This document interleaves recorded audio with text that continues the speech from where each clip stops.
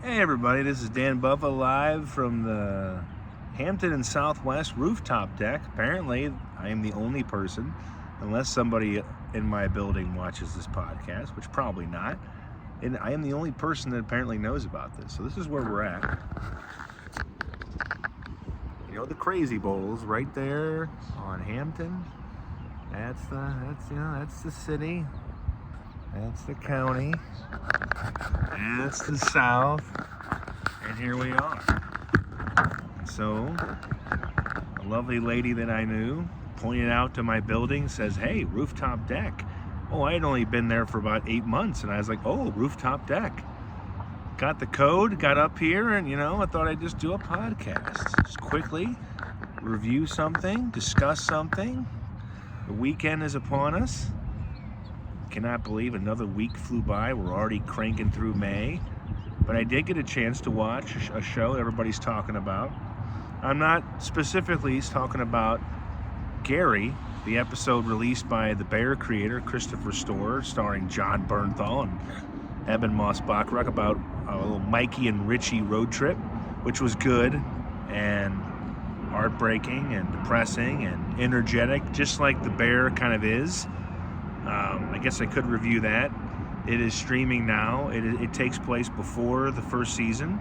Obviously, spoiler alert if you haven't watched it. If you have, Bernthal's character is deceased when the show starts. He's the kind of the crutch of the entire series that the whole thing kind of kicks off with Jeremy Allen White's character. But this one isolates Bernthal's Mikey, the older brother of Jeremy Allen White's Carmen, and of course Richie, which is kind of like cousin, not really cousin, really close friend of the family, guy that kind of does a jack of all trades at the restaurant, anything but cook. Big mouth, both of them. So the whole episode is just really a loud soundtrack of loud inner and outer voices getting out. But they take a road trip, picking up something for Oliver Platt's Jimmy. It's kind of got a little bit of a Pulp Fiction twist. It's just a box. You don't know what's in the box. They're taking it. It is when Richie's ex-wife is pregnant and about ready to pop, and he has to be back by a certain time. And they go on a road trip to Gary, Indiana, to make this drop off. And let's just say, a lot of demons come out. This is when Mikey's kind of spiraling, and when Richie's almost like not the cynical kind of asshole that he can be, that we've known for most of the show before he kind of got that, epiphany via the Great Forks episode. This is when the younger, hopeful Richie, and when he was going to be a dad, and how your best friend can be your biggest fan and also the person that might knock your feet out. And that's all I'll say about that. Watch it. It's good. It'll get you going for the new season, which will be the final season, which premieres on June 20th. Final season of The Bear. If you watched the last season, you know what's happening. Big changes ahead. Same kind of cast, but everybody's going to be looking a little different. But elsewhere, what I really came here to review was Man on Fire, the reimagining TV show version of the Denzel Washington 2004 film with Dakota Fanning, where he played a kind of ex-special forces, mercenary man with a special set of skills type John Creasy. And here is Yahya Abdul-Mateen II. I think that's how I say his first name. If not, I'm sure he'll jump over this gate and kick my ass. That's pretty much what he does for 7 episodes. I am just about finished with it. Can't imagine the 7th episode that I haven't started yet will not include more shooting and stabbing and kicking and punching and moving. Nobody really gets any sleep, and when they do, there's a bag over their head. But the show, it's got a little bit of, I like the way it pays small tribute to the Denzel Washington movie. There's a lot of just a little bitty quick homages, tributes that you'll understand if you've seen the movie. But on its own, it's an exciting, I'm not really blown away by it. I thought, since I love the Denzel, the Washington film just packs more of a punch. Maybe it's because it got there first. Maybe it was a movie version, 2 hours, so this one's 7 episodes.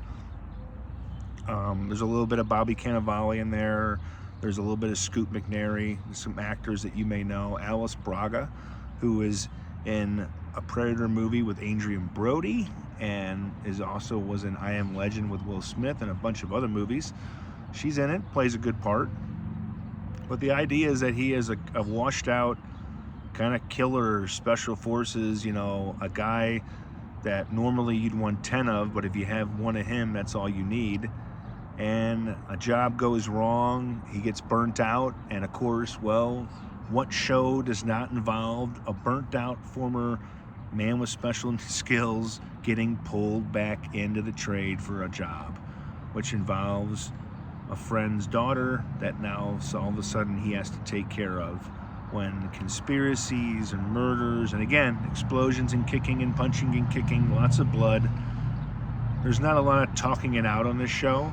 It's just like, you're in my way, there's a brick wall, I'm gonna see if I can put your head through it.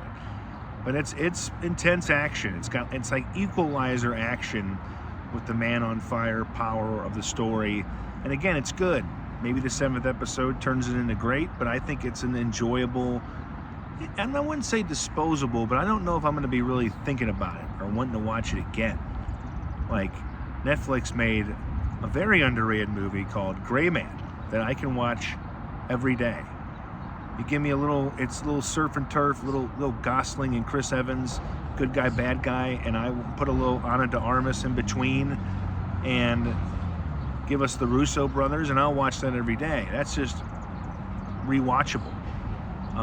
But I don't think I'll be rewatching Man on Fire, the series. I might want to go back and appreciate the very good Tony Scott film, Man on Fire, with Mr. Washington. And a cool story about, is it Denzel or Denzel? And the answer is, well, it's both.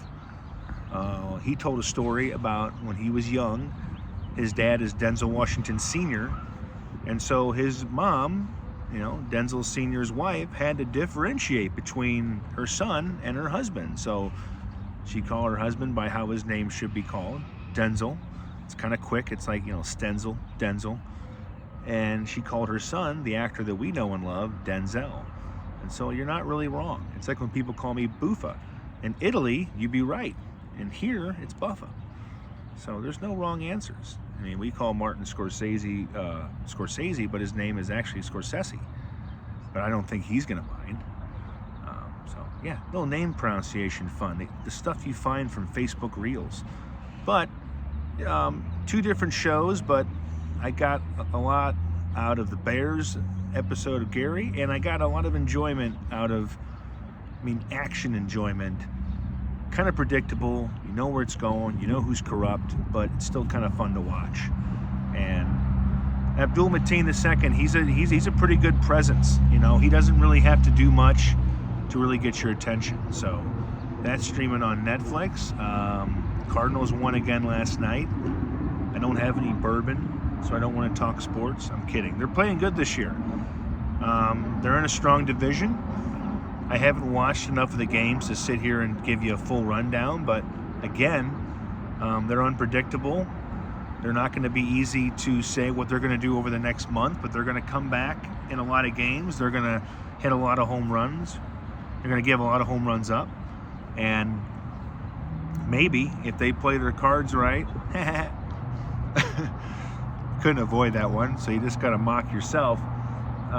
They might get in the playoffs, but don't count on it, because this team is young, inexperienced. They could have a major, crash and burn, or they could just keep going and maintain what they're doing right now, even closer to 500. Elsewhere, what the hell else goes going on? It's not hot. I'm doing a podcast at about 6 o'clock on my rooftop deck and not being melted by the sun.